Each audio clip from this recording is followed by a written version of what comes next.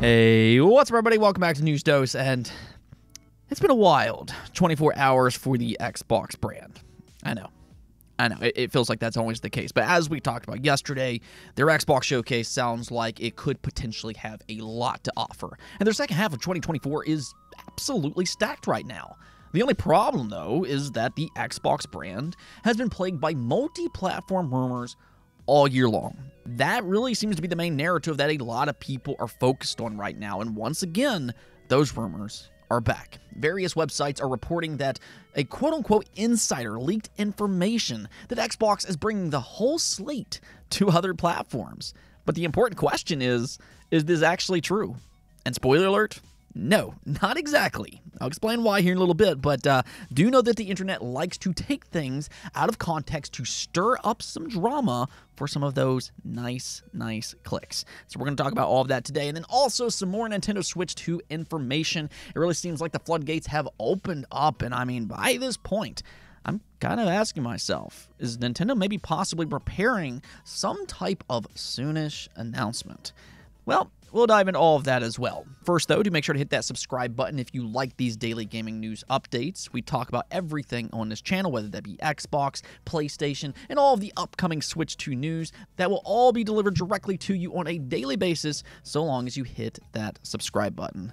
So let's make it happen, and welcome aboard. With that said, though, let's just go and jump right into things, starting off with PlayStation's surprise hit for 2024. No, Sony might not necessarily have a big blockbuster plan for 2024, but what they do have might actually be even better for them, because Helldivers 2 is lighting up the charts month in and month out. In fact, Circana's Matt Piscatella revealed that Helldivers 2 is the best-selling game in the United States for this year so far. Even more impressive is that you could take either version, whether that be the PC version or the PlayStation 5, and it would still be the best-selling game for this year. That is absolutely incredible.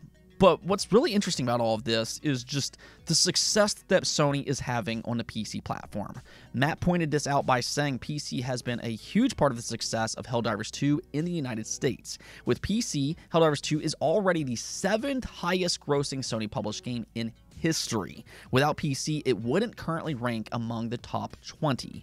I mean, we talk about this all the time on the channel. It's clear as day that Sony is making a major push into PC gaming. But so far, they mostly stagger their releases by about 2 years. Helldivers 2, though, this is a rare instance where it launched on both platforms at the same time, and look at what's happening. It's already the 7th highest grossing Sony published game in history. And, I mean, PlayStation is one of the most successful game companies, just period. So this is beyond impressive for them, and I'll tell you right now, Sony's probably looking at these results and they're just kind of salivating over its success and the idea that they could duplicate that with other games as well. There's no doubt in my mind by this point that Sony will look at this internally and basically reassure themselves that this push to PC is the correct decision. Even more so is that this might encourage them to do more day one PC releases in the future. I mean, you have to keep in mind that they have new leadership now. It's no longer the Jim Ryan show, and they recently said that they want to aggressively expand to PC, which is smart because we've all seen those ballooning budgets. Budgets are just simply out of control, and the expansion to PC, that helps them kind of battle those problems. So I don't think that we can necessarily rule out anything anymore, especially now that Xbox is forming their own multi-platform strategy. I keep saying it, but gaming is changing before our very eyes, and that does include PlayStation as well. For the time being, though, a lot of this is just speculation, but I'd say at the bare minimum, I would expect more live service games to hit PC and PlayStation day one at the same time. Now, we also got an update for Ubisoft's new live service first-person shooter, Xdefiant. Its preseason is now set to launch on May 21st, and I mean, we'll see if it can live up to its inspirations, because that's the thing about this game. It's often described as a Call of Duty killer. It's a 6 versus 6 shooter with some former Call of Duty developers working on it. So obviously the Call of Duty comparisons is front and center with every Xdefiant conversation, and personally, I don't really know if that's necessarily a good thing. I mean, it could be, depending on its quality. We'll see about all that. But this will attract a lot of extra scrutiny as well. It kind of reminds me of back in the PS360 era, where every Sony sci-fi shooter was dubbed the Halo killer. And every single time, even though some of those games were good, they just couldn't live up to those expectations, and a lot of people kind of mocked them for it. Now, Killzone and Resistance, in my opinion, those are great games. But my point is, being dubbed the Halo killer, or in this case, the Call of Duty killer, that can be a blessing, or it could also be a curse. It'll get a lot of extra attention, yes, but that attention might not always be good. So, we'll see what happens on May 21st. I'd like to see it come out and be a good Call of Duty competitor. Maybe not a Call of Duty killer, but a true rival. That way, both can push each other to be better in the future. Again, though, we will find out on May 21st, and it's free to play. Okay, so Xbox. We've talked a lot about them this week. They have their summer showcase set for June 9th, and it sounds great on paper. I'm excited to see it myself and to see what they have planned for 2024 and beyond. It sounds like they have some big plans, which I think makes sense. This is their first big showcase with Xbox, Bethesda, Activision, and Blizzard all under the same umbrella. I imagine they want to make a statement here. So there's a lot of potential with this showcase. However, there's a big rumor that blew up today that kind of deflated some of that hype just a little bit. This really is crazy because the reports are just wrong. Yeah, big surprise, right? The internet once again took some information out of context and then created its own narrative and just absolutely ran with it. That's why I'm here, though, to bring people back to earth and to talk about both sides of the coin. So, this is what's really happening. Jez Corden from Windows Central had an open conversation on Discord about his thoughts on the future of Xbox. Now, I'll post this here because this is the narrative that's going around. This was posted up on Resetera, and this person said in his Discord, Jez was more chatty. According to this person, he said that all Xbox first-party games are coming to PlayStation, even Forza and Halo. Xbox will be more Steam-like in the future. It'll have more affordable prices, sells more open for the developers. Future Xbox hardware is going to be more for fans who want it. Xbox hardware will be niche like the Steam Deck. The next Xbox will sideload Steam, which, okay. And then lastly, Jez said, I don't think they expect to ever grow in hardware. He also said that nobody wanted to give Xbox a chance, so this is what they get with a Sony monopoly.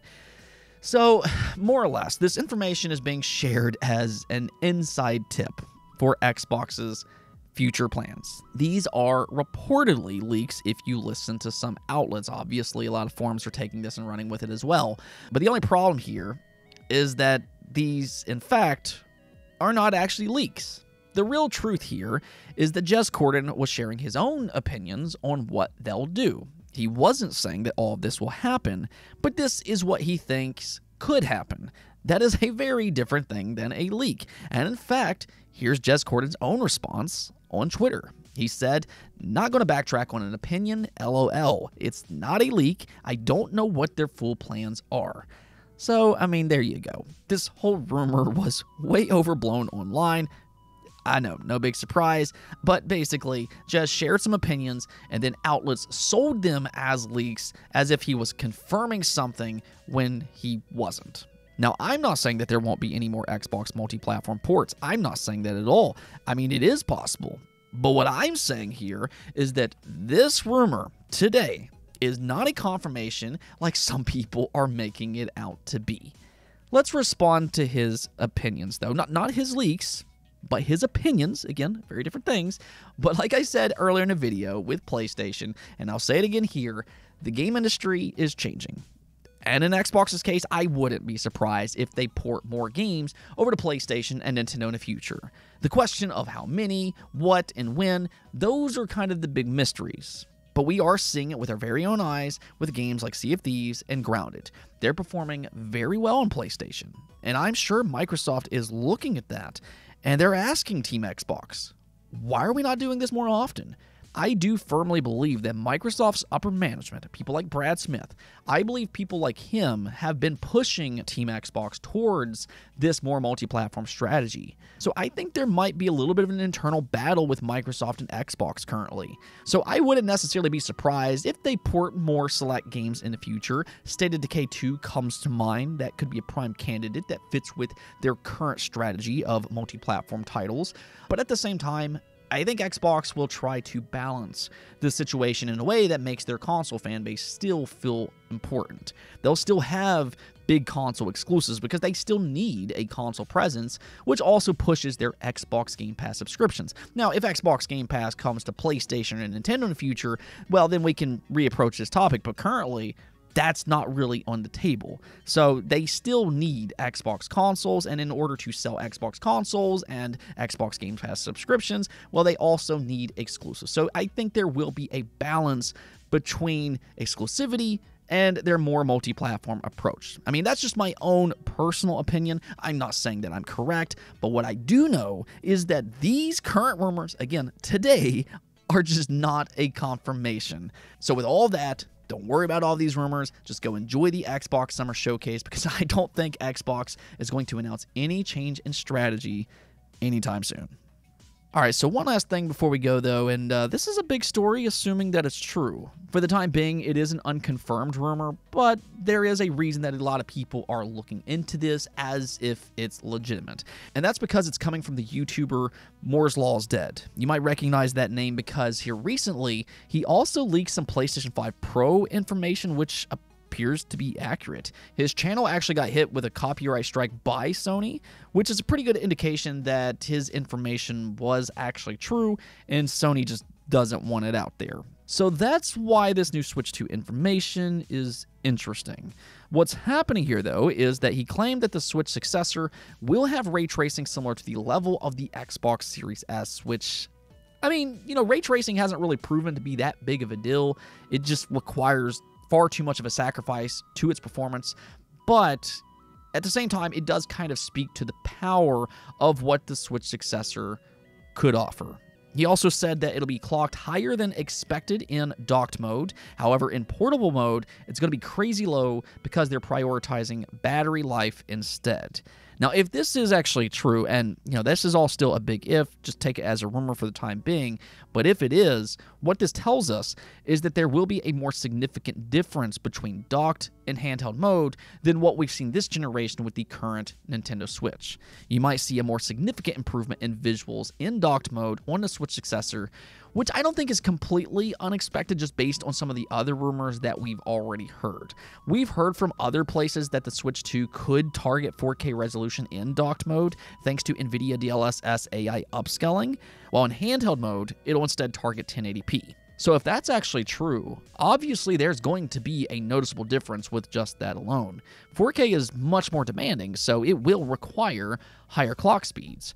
But you also have to keep in mind here that for an 8-inch handheld, 1080p resolution is still more than enough. That puts it in line with other handhelds like the ROG Ally as one such example, and is actually a bit higher than the Steam Deck. So games will still look great in handheld mode if you decide to play them that way.